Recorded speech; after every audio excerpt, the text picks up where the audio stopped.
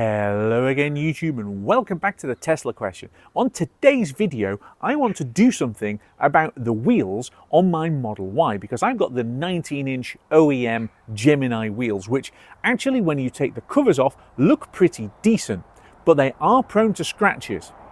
You know, if you've been on the channel for a while, that I am a big advocate for full wheel covers, and today I've got something excitingly new to test.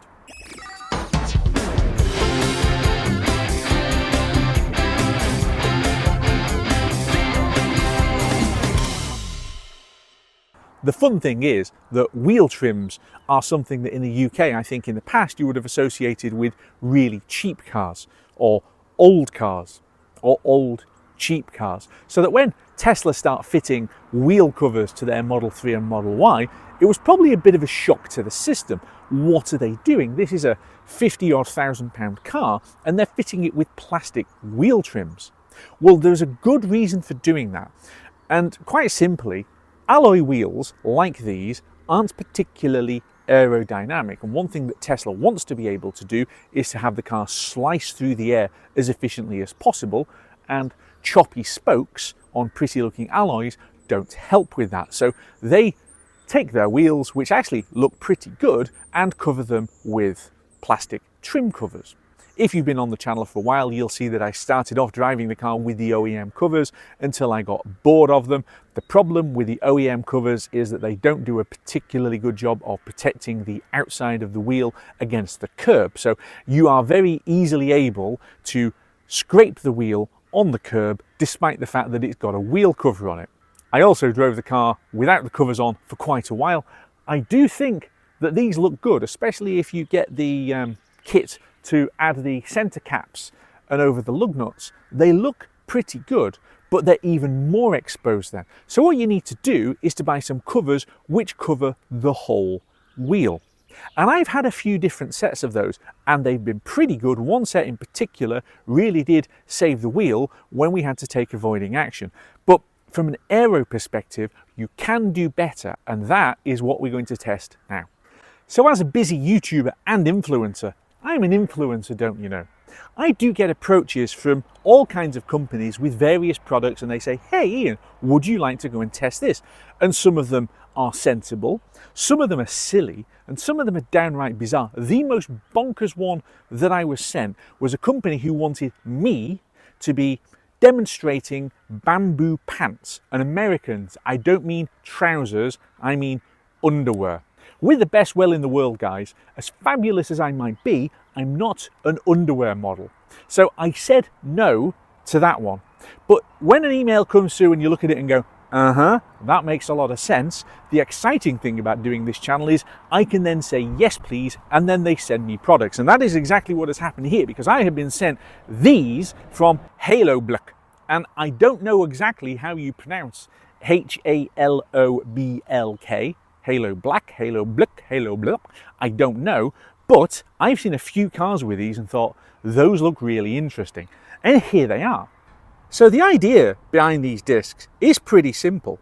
It is about as aerodynamically as flush as you can get, and you have still got protection around the edge of your wheel, and they have got what they describe as some kind of exciting new technology to bolt it directly onto the axle.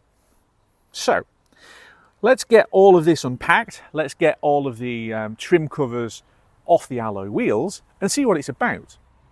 My wheels are ready for the install, and I have unpacked the box, and you get an awful lot of stuff, and even the packaging is pretty neat. So let's have a look what we get inside here. So this is great. Unlike some other companies, you actually get, by the look of it, an instruction manual. Yes, you do. Look at this. This is already a big step forward versus some of the other things. So also how to put them on, and then of course how to take them off again. So the idea behind this is, in essence, you are bolting onto the center axle. So take all of the OEM, everything off. And then you've got a basically a mounting assembly which goes onto the wheel hub on the axle, and then the disc is bolting onto that. It's pretty straightforward. And then if you want to take them off again, you take them off again. And in essence, what you're supposed to do, as I understand it, is you take the disc off if you want access to tyre pressure. So make sure that your tyre pressures are right first before you do so. I've just spotted these inside the pack. And it's a reprint of essentially their sketch where they were designing it. This is really cool. I mean, this is really premium, which is great. This is not your AliExpress wheel covers that I know some people on various Facebook forums have been installing. These are professional.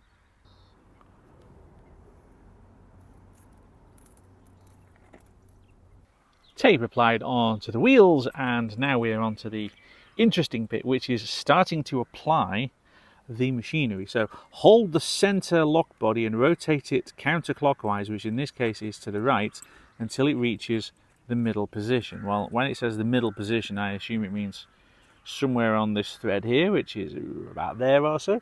Press it into the center lock body. Okay, release the mechanism to screw it onto the wheel.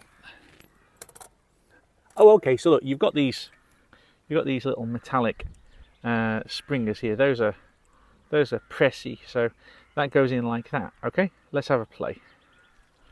And I'm going to have to not film this bit because I can't do it one-handed. So to insert it, basically the middle bit presses. So press it, insert it, and push it, and it kind of loosely fastens on. Yeah, and then release the mechanism. Check the center lock is in place by attempting to pull it out. Well, it's not on there yet. I assume I have to spin the thing. Okay, yeah, hold the limit ring and insert the hub. Okay, let me have a look at this. Next stage is to use the tightening tool and basically tighten this up until it won't tighten up anymore, because then it is properly and very firmly locked onto the wheel, as you can see. That will not tighten up. There you go, that's it, that's completely done now. Okie dokie, right, align the halo disc center. Ooh, let's take a halo disc.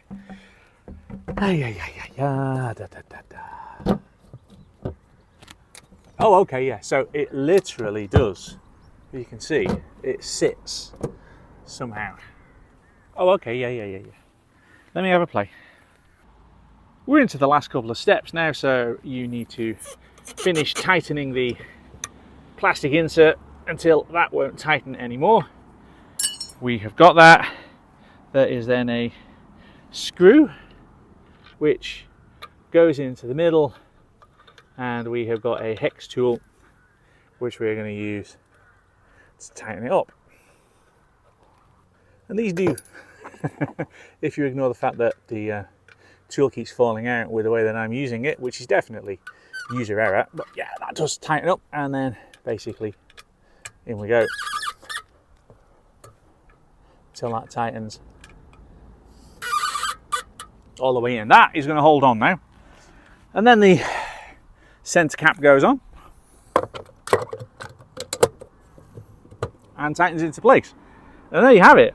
It is, as promised, a big plastic slab to protect the wheel, and the idea is that this is about as aerodynamic as it gets, because there's literally nothing here. It is just a disc. It's going to be interesting to see what kind of a difference this actually makes. Let's get the other ones on. We have finished, and they are about as streamlined and stealthy as it's possible to get. That is a wheel that is literally streamlined to nothing. You've just got, look, flat body, flat body, flat body, flat wheel. It's very similar, and it kind of reminds me a huge amount of the wheel covers now fitted to Formula 1 cars, which have a very similar kind of mechanism in that they bolt directly onto the wheel bearing and the axle, and they are completely flat specifically to try and reduce the amount of air disruption. So this is effectively adding F1 style technology to my Tesla. I think they look quite cool. They certainly look very different to the naked alloys that we just had a minute ago. Very different. But I mean, look at that. It's going to be really interesting to see exactly how aerodynamic these are. So what we're going to do is reset the trip meter and then have a play with some trips. But if you want to get these F1 style wheel discs for your Tesla, then use the referral link that's on the screen and you can get a set of these as well. These are the plain black ones, but they've got all kinds of different designs and different colors. I just wanted to go for the stealthiest of stealth that there was. I didn't particularly want graphics. I thought white wheels would look a little bit so I've gone for black. I mean, they just kind of disappear there. But there are other colors available, so if you want a different color, you go for it. Use my referral code, get yourself a set of these halo black discs, and F1, here we come.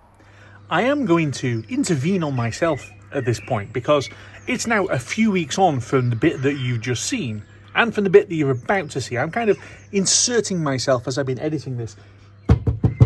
These covers, how have I got on with them? Well, in terms of how they look, a few people have said, what are those? And I kind of take their point, but I have seen some efficiency figures which are almost unbelievable. And the problem that I've got is I haven't had all of them actually on camera. It's been while I've been driving the car, while I'm not shooting YouTube, which does happen. I'm not filming all of the time, but you know, I've done some trips where I've been getting almost 5 miles per kilowatt hour, so heading, you know, towards 200 watt hours per mile, which I don't think I've ever seen before. And okay, so the weather is quite nice at the moment. It's reasonably warm, but the efficiency figures that I've been getting have been definitely better than I'd be expecting. So how much of that is the wheels and how much of that is the temperature, I'm not entirely sure. There is a video coming up in a couple of weeks that has me trying to do a super eco trip back here from Teesside,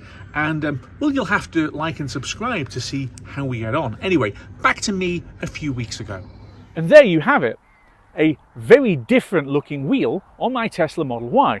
So does that answer the question about how we can improve efficiency? Well, we're going to find that out over the coming weeks and months as I drive the car. But as you can see, it's almost the summer here in the UK at the time that I'm recording this, and looking at my release schedule, by the time you're seeing this, it probably is almost definitely the summer. You would expect efficiency to be good. With these on, I'm expecting it to be sensational. And on that excitable note, we're going to leave it there. Thank you very much for watching. Don't forget to like and subscribe, hit the bell icon, you know, all of the usual yada yada yada, and I will see you back here very soon on the Tesla question.